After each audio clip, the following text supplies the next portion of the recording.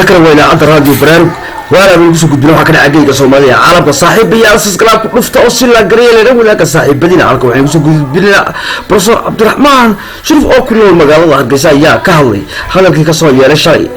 اللي قدومي أقل كبرها وكيل الصومال عبد الرزاق خليف خليف واحد كنا عسبة كنا عادي وحكي لك لا يا تلمي ذي يحس بقيسي يا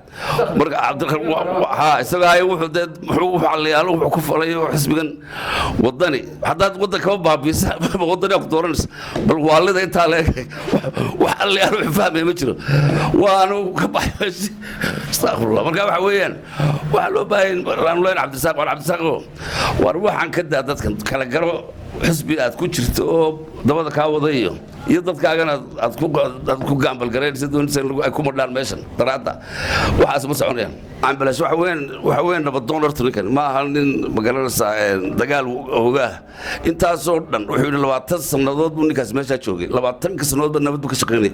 وحال ليد لوسمي وحاوضير لسمي وح بيل لسمي وحاركي مرتو دجال ماشي مقالة ذنا دجن مقالة ذنا لا أو سوق دوني أنا وحيس كبابين ما أنت بروكا مر هدي سيقعد اللوجلي قاعد كل يقول مرة غوري يعني كاسوح الغوري يعني نبضونا وحلينا وارس كل دي من مكان دارود ماشي عيو قردنا وقردنا إن أنا هروارك ودني كفرماتشي سكجرن واي عندنا سكجرن واي ما أنت نيك سكجرن لا نمن بشرتنا هو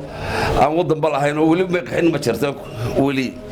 ما يقحين وحاول دبعتها هو عن صوماليا جبي كده بقى وأنا ما كان بشرتنا مالك حيل ده مالك حيل هاي وأمسلان إذا ما يتقالن تنبا لكن ما كفينا ده كل فينا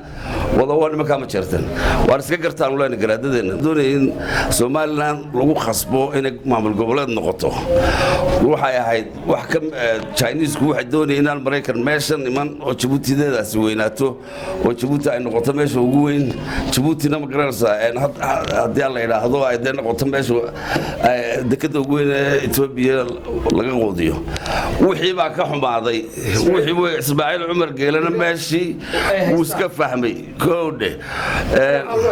إسماعيل عمر قال له على واسطة هاي دربتين دركي وحي بالله قال هالكن هيك مركب وحن أروح عن كل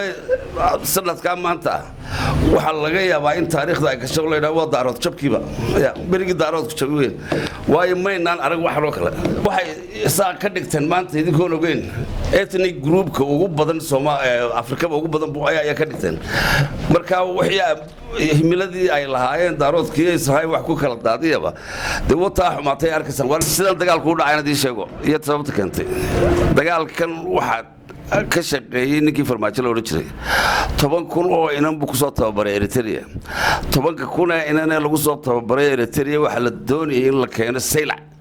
دجال لو قاعد الصوماليلاند هل كاسو لو أركينا عيدا مجرين الصوماليلاندي وحكلوا الدنيا هرمعت قلنا الله يراهدو إن يجونا هل كلاس كسو قلان يجونا دجال والله laba meelood laga soo weeraro Soomaaliland waxa dhacday ilaahay kama dhigintii China lacagta bixinaysay waxa la doonayay propaganda weyn bal la sameeyo dibadaha laga sameeyay waxa la doonayay ninkii Faarax Maxamed la yiraahdo inuu qolada propaganda ugu xoog weyn halka ka sameeyo oo si maaragtay loogu khasbaday Soomaaliland inay noqoto maamul goboleed oo isaguna halka ka sheegay moogtay Faarax Maxamed oo aan idka siinay in yar historigiisa taariikhan ninkan waxa ninkii soo kireeyay diyaaradihii lagu duqeeyay Somaliland 1988 ninkii soo kireeyay weeyaan South Africa ayuu ka soo kireeyay sida uu soo kireeyay aan idin sheego wax uu sameeyay waxa la inasiin jiro Sacuudigu inasiin jiray beriga batrool fara badan South Africa ma haysan batrool kii ku bedeshay diyaaradaha kiradoodii oo dabeetana diyaaradaha la saasay la noo siiyay batrool kii la siinayay ee bilaashka iska ah ayaa lagu soo bedelay Faarax Maxamed markaa wuxuu nin qoto dheer oo ka shaqeeyay waligiiba